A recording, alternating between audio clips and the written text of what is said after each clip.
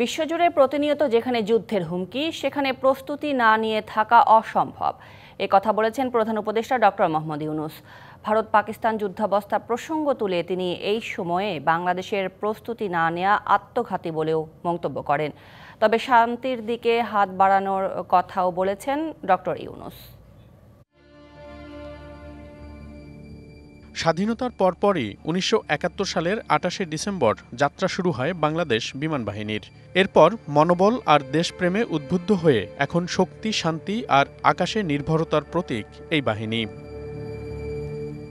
বুধবার দুপুরে ঢাকা সেনানিবাসের কুর্মিটোলায় বীর উত্তম এ.কে খন্দকার ঘাঁটিতে বিমান বাহিনীর বার্ষিক মহড়া আকাশ বিজয় ২০২৫ পরিদর্শনে যান প্রধান উপদেষ্টা ডক্টর মোহাম্মদ ইউনূস। প্রধান অতিথির বক্তব্যে তিনি বিমান বাহিনীকে আরও আধুনিকায়নের কথা বলেন।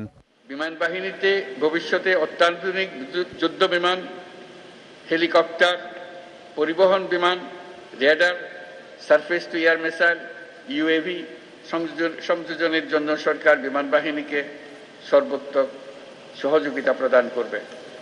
দেশপ্রেম ও পেশাদারিত্বই আগামী দিনের নিরাপদ ও সমৃদ্ধ বাংলাদেশ গড়ার মূল ভিত্তি। যমুনা ইলেকট্রনিক্স ঈদে ডাবল খুশি অফার সিজন 3, যে কোনো পণ্য কিনলেই পাচ্ছেন নিশ্চিত ঈদ উপহার। বিশ্বের যুদ্ধাবস্থার বিষয় তুলে ধরে নিজেদের প্রস্তুতির উপর জোর দেন ডক্টর ইউনূস।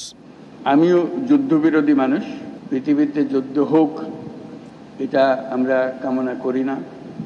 যুদ্ধ প্রস্তুতি অনেক সময় যুদ্ধের দিকে নিয়ে যায়, কাজে যুদ্ধ প্রস্তুতি সম্বন্ধেও একটা ঘোরতর আপত্তি। কিন্তু এমন বিশ্বে আমরা বাস করে প্রতিনিয়ত যুদ্ধের হুমকি আমাদের ঘিরে থাকে, তো সেখানে প্রস্তুতি না নিয়ে থাকা এটা অসম্ভব হয়ে পড়ে।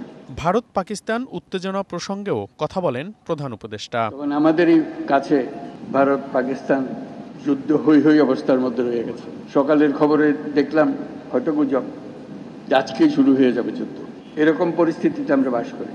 তো কাজেই এই পরিস্থিতির মধ্যে প্রস্তুতি না নেওয়াটা আত্মঘাতী, এবং প্রস্তুতি নিতে হলে আধা আধি প্রস্তুতির কোনো জায়গা নেই।